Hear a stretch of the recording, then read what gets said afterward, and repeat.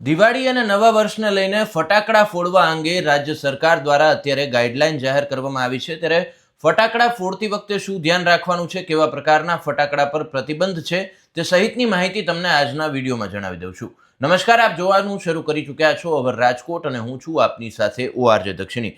Supreme court દ્વારા જે પ્રમાણે આદેશ કરવામાં આવ્યો છે તે આદેશને ધ્યાનમાં રાખીને રાજ્ય સરકાર દ્વારા દિવાળીએ રાત્રે 8 થી 10 અને નવા વર્ષે રાત્રે 11:55 થી લઈને 12:30 સુધી એટલે કે 35 મિનિટ જ ફટાકડા ફોડવાની છૂટ આપી છે. ઉલ્લેખનીય છે કે દર વર્ષે આ પ્રકારે જે ગાઈડલાઈન છે તે જાહેર કરવામાં આવતી હોય છે, પરંતુ મહદઅંશે છે તે એટલું કડકાઈથી એની અમલવારી કરાવવામાં નથી આવતી. ગુજરાત સરકારે દિવાળી પહેલા આ જે નિર્ણય લીધો છે તેમાં ખાસ કરી અને ચાઇનીઝ ફટાકડા પર પ્રતિબંધ મૂકવામાં આવ્યો છે. જાહેર જગ્યા ઉપર પણ ફટાકડા નહીં ફોડી શકાય, આ પ્રકારની ગાઈડલાઈન જાહેર કરી છે.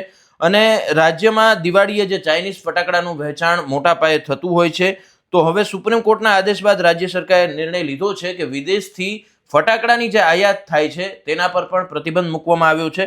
આ ઉપરાંતની સરકારની શું ગાઈડલાઈન છે તેની તમને વાતચીત કરું તો સુપ્રીમ કોર્ટ દ્વારા ગ્રીન તથા માન્યતા પ્રાપ્ત ફટાકડા કે જે ઓછું એનિએશન ઉત્પન્ન કરતા હોય એવા જ ફટાકડાઓને બજારમાં વેચવાની પરવાનગી આપવામાં આવી છે. આ સિવાયના તમામ પ્રકારના ફટાકડાના ઉત્પાદન અને વેચાણ ઉપર નામદાર સુપ્રીમ કોર્ટ દ્વારા પ્રતિબંધ મૂકવામાં આવેલ છે. આ ઉપરાંત જે વધારે અવાજ કરતા હોય, ભારે ઘોઘાંટવાળા અથવા તો વધારે જેનાથી કચરાનું ઉત્પાદન થતું હોય એ પ્રકારના જોઈન્ટ ફાયર ક્રેકર્સ અને સિરીઝ ક્રેકર્સ ઉપર પણ સુપ્રીમ કોર્ટ દ્વારા પ્રતિબંધ મૂકવામાં આવ્યો છે.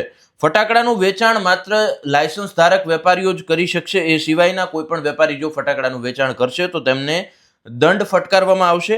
આ ઉપરાંત છે તે ઈ કોમર્સ વેબસાઇટ પર જે ઓનલાઈન ફટાકડાનું વેચાણ થતું હતું તે સંપૂર્ણપણે બંધ કરવામાં આવેલ છે.